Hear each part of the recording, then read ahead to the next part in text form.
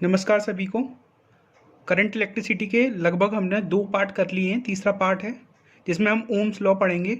और लगभग 2 पार्टों में, पहले पार्ट में हमने करंट के बारे में पढ़ा था और दूसरे में हमने इलेक्ट्रिक पोटेंशियल के बारे में पढ़ा था। और ये दोनों ही पार्ट बहुत इंपॉर्टेंट हैं। अगर आप ये तीसरा पार्ट देख रहे हैं तो मेरी आप लोगों के लिए सजेशन ये रहेगा कि आप पहला और दूसरा पार्ट ज़रूर देखें, क्योंकि उसी से ये तीसरा पार्ट बन रहा है। ठीक है, जो हमने पहले और दूसरे पार्ट में पढ़ाया है, ठीक है, उसी के कॉम्बिनेशन से आगे बातें आएंगी। और सारी चीज़ें अगर ढंग से समझनी है तो शुरू से ही देखें तो बेटर रहेगा।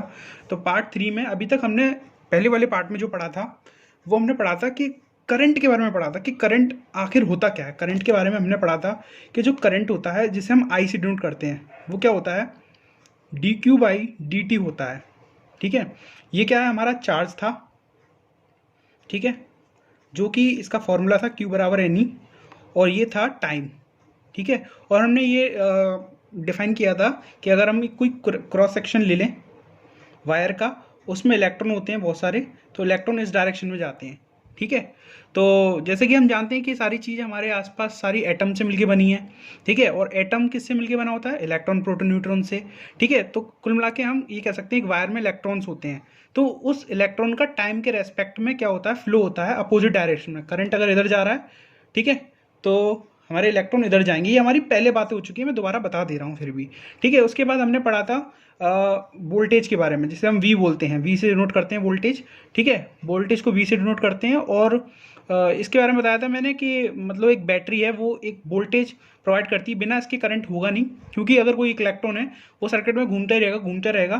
ठीक है, पर वो क्या है, आगे नहीं जाएगा। जैसे ये इलेक्ट्रॉन यहीं है, यहीं रहेगा, ये आगे नहीं जाएगा जब तक हम इसमें बैटरी नहीं लगा देंगे। कोई एक सर्किट होगा पूरा, ठीक है, जिसमें हम बैटरी नहीं लगा देंगे तब तक ये इलेक्ट्रॉन आगे नहीं जाता। ठीक है, ये पुरानी बातें हैं हमारी।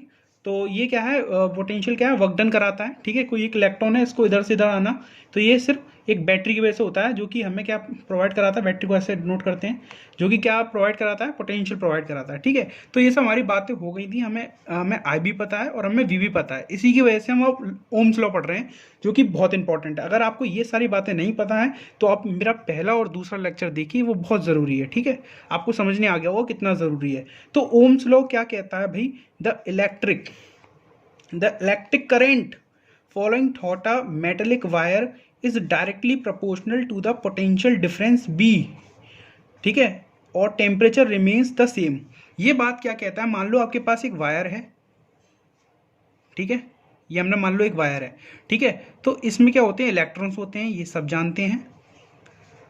ठीक है, अब मान लिया जाए इसमें हमने क्या किया है, एक बैटरी लगा दी।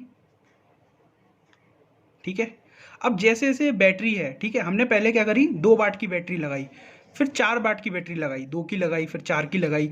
तो हम क्या देखते हैं इसमें, हम ये देखते हैं कि इलेक्ट्रॉन क्या है, और तेज़ी से क्या है, इधर जा रहे हैं। जैसे जैसे हम क्या करते हैं, ये जो बैटरी है, जैसे जैसे हम बढ़ाते जा रहे हैं वैसे वैसे इलेक्ट्रॉन क्या है, उनकी डायरेक्शन भी तेज़ होती जा रही है। मतलब करंट भी इस पूरे सर्किट में बढ़ता हो जा रहा है। ठीक है, करंट ऐसे जाएगा, ठीक है, इलेक्ट्रॉन ऐसे जाएंगे।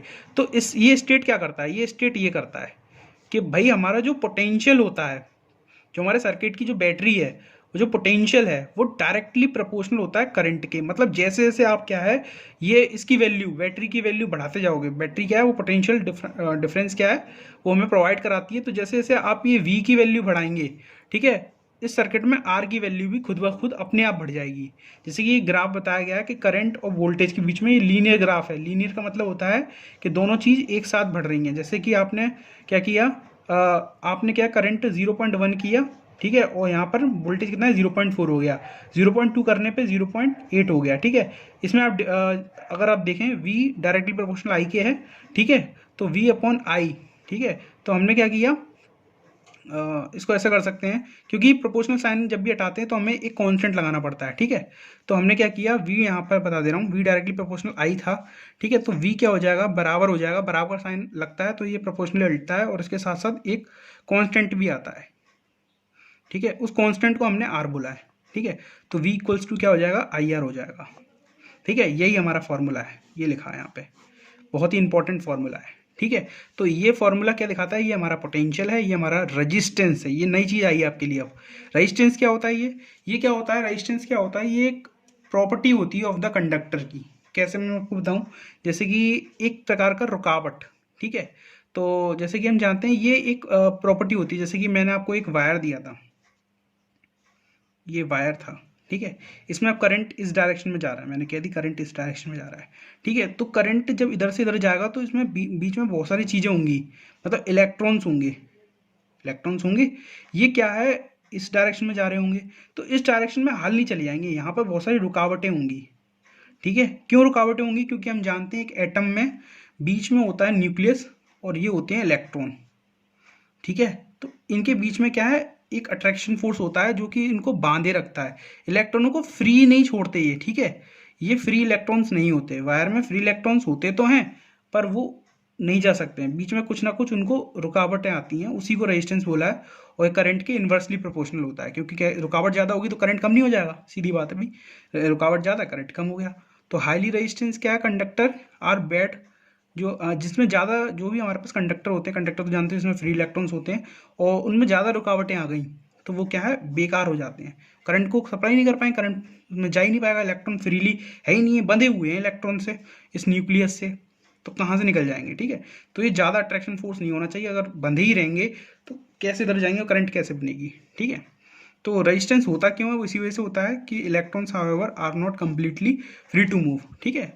वो मूव ही नहीं कर पाते, तो मूव नहीं कर पाएंगे तो करंट नहीं बन पाएगा, ठीक है। इंसुलेटर में ये वाली चीज़ बहुत ज़्यादा होती है, जो इनके बीच में जो अट्रैक्शन फोर्स है वो काफ़ी ज़्यादा होता है, ठीक है, जिस वजह से हाईली रेजिस्टेंस होते हैं, ठीक है। अगर अब हमारे पास नई जो चीज़ है वो है रेजिस्टेंस, ठीक है। तो जो रेजिस्टेंस है वो किस किस चीज़ों पे मतलब हमारा डिपेंड करता है, उसको पढ़ते हैं, ठीक है। तो factor on which the resistance of a conductor depend, अब हमने जो आर निकाला है वो किस किस चीज़ों पर डिपेंड करता है। पहली बात है वो क्या करता है, ऑन इट्स लेंथ, वो अपनी लेंथ पे डिपेंड करता है, ठीक है। मान लो 2 मीटर का वायर है एक हमारे पास, ठीक है, तो उसमें जो रुकावट होगी रेजिस्टेंस वो क्या है, कम होगी, उसमें करंट तेजी से जाएगा। और अगर हमने 4 मीटर का ले लिया, बढ़ा दिया, तो रेजिस्टेंस भी बढ़ जाएगा, तो करंट और धीमी जाएगी इसमें से रुकावट, ठीक है ना। मतलब इलेक्ट्रॉन टाइटली बाउंड होंगे इसमें 4 मीटर वाले में, ठीक है। ये एक्सपेरिमेंट से है, कोई इसका वो नहीं है, ठीक है। ये भी एक्सपेरिमेंट्स हैं on it's area of the cross section, क्योंकि जैसे जितना ज़्यादा एरिया होगा उतना फ्री इलेक्ट्रॉन ज़्यादा तेज़ी से निकल पाएंगे। तो क्या होता है, तो एरिया क्या है, एरिया के इन्वर्सली होता है, ठीक है ना। रेजिस्टेंस कम हो जाता है अगर एरिया बढ़ता है, ठीक है। इसके तो डायरेक्टली होता है, तो लेंथ के क्या होता है, डायरेक्टली होता है। 2 मीटर लिया, 4 मीटर लेंगे तो रेजिस्टेंस बढ़ रहा है। इसमें क्या है, अगर हमने एरिया बढ़ा दिया, ठीक है, वायर को मोटा और कर दिया, ठीक है, तो मोटा करने की वजह से क्या होता है, रेजिस्टेंस क्या हो जाता है, कम हो जाता है, ठीक है, क्योंकि एरिया बढ़ गया, एरिया बढ़ गया तो क्या है, इलेक्ट्रॉन आसानी से जा सकते हैं। सीधे मिला के आपको एक कॉन्सेप्ट रखना है दिमाग में कि इलेक्ट्रॉन है टाइटली बाउंड होते हैं, ठीक है, और रुकावट की वजह से ही क्या है, वरना तो इलेक्ट्रॉन तेजी से जाते, ठीक है। आर नाम की कोई चीज़ ही नहीं आती, पर भाई हमें आर आ गया है, ठीक है। और आर की यूनिट तो पता ही होगी, ऐसा यूनिट ओम होती है, ठीक है ना। तो यहाँ से हमने दो चीज़ सीख ली कि आर डायरेक्टली प्रोपोर्शनल एल के, और ये एल है, ठीक है, और ए के, इनकी कॉम्बिनेशन से हमने ये लिखा। तो नई चीज़ आई रो, रो क्या है भाई, इलेक्ट्रिकल रजिस्टिविटी है, वो रेजिस्टेंस था तो ये रजिस्टिविटी है, ठीक है। रो क्या है, रजिस्टिविटी है, ऐसा यूनिट इसकी ओम मीटर होती है। ओम मीटर कैसे निकालेंगे, जैसे कि देखो ये आर है बराबर ओम एल अपॉन ए, जैसे कि आपको रो की यूनिट निकालनी है, ये याद नहीं हो रही आप पे, ठीक है। तो रो का फॉर्मूला क्या हो जाएगा, आर एल, ए को इधर ले गए, अपॉन एल इक्वल्स टू रो, ठीक है। तो यहाँ से क्या रेजिस्टेंस की हमने बताई दी है, ओम होती है, एरिया की मीटर स्क्वायर होती है, नीचे मीटर लिख देंगे, मीटर से मीटर कट जाएगा क्योंकि इसकी मीटर होती है, इसकी मीटर स्क्वायर होती है, ये ओम मीटर आ जाएगी, ठीक है।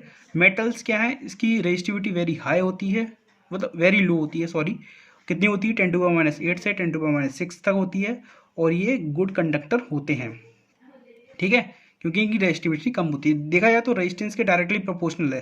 तो कुल मिला के अगर रेजिस्टेंस कम होगा, रुकावट कम होगी, तो इलेक्ट्रॉन तेजी से भागेंगे और इसी वजह से वो गुड कंडक्टर हो जाएंगे, ठीक है। मेटल्स और अलॉय में ये चीज़ें होती हैं कि उनके इलेक्ट्रॉन फ्रीली होते हैं उनके सरफेस पे, जिससे क्या है, इलेक्ट्रॉन तेजी से भाग सकते हैं उल्टी डायरेक्शन से, करंट बने।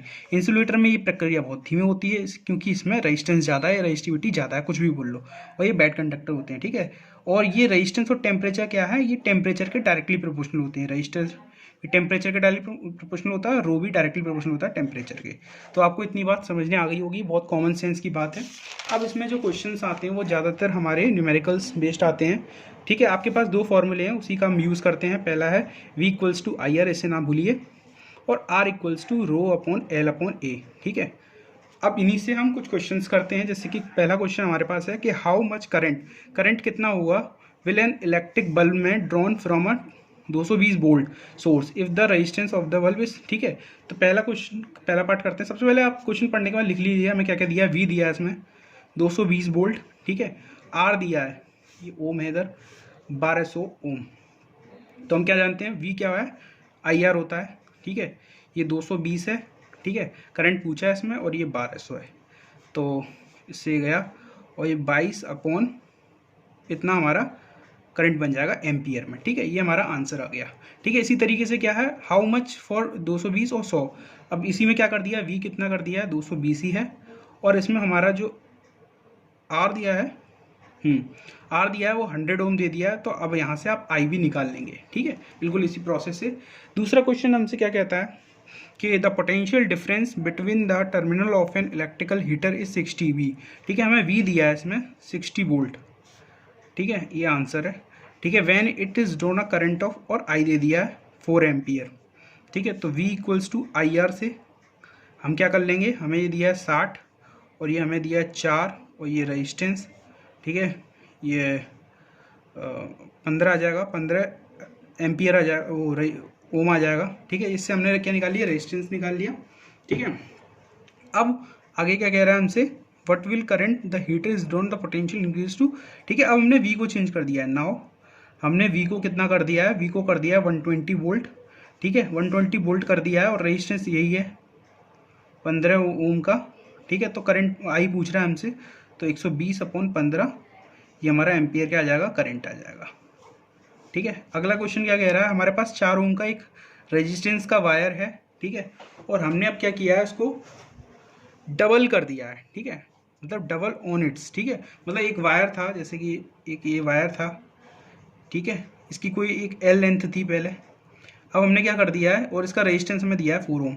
अब हमने क्या किया है, इस वायर को कन्वर्ट कर दिया है, यहाँ से उठा के यहाँ रख दिया, तो ये आधा रह जाएगा, फोल्ड कर दिया इसको यहाँ से यहाँ। तो फोल्डिंग के बाद ये कुछ ऐसा नज़र आएगा। ठीक है, L/2 हो जाएगा इसका। ठीक है, और एरिया डबल हो जाएगा। ठीक है, तो यहाँ एरिया ए था तो यहाँ 2A हो जाएगा। ठीक है, तो इसमें नया रेजिस्टेंस बताना है, तो कुल मिला के हम आर निकालने पहले वाले के लिए, रो एल अपॉन ए। ठीक है, आर कितना है, 4 दिया है। ठीक है, रो एल अपॉन ए। ठीक है, अब दूसरी कंडीशन क्या है, न्यू आर न्यू जो हमें निकालना है हो जाएगा रो। ठीक है, यहाँ L/2 हो जाएगा क्योंकि यहाँ आधा हो गया है। ठीक है, और एरिया कितना हो गया है इसमें, area area area area area double हो गया है। ठीक है, 2 टाइम्स ऑफ एरिया हो गया है। तो हम क्या बोलेंगे कि रेजिस्टेंस न्यू वाला कितना होगा। ठीक है, यहाँ से रो एल और ए की वैल्यू क्या आएगी, 4, यहाँ से उठा लेंगे। ठीक है, तो कुल मिला के आर न्यू क्या हो जाएगा, यहाँ आ जाएगी, इसकी वैल्यू उठा के 4 लग देंगे, 4 से 4 कट जाएगा तो 1 आ जाएगा, 1 ओम का आ जाएगा। तो ये हमारा आंसर हो जाएगा। ठीक है।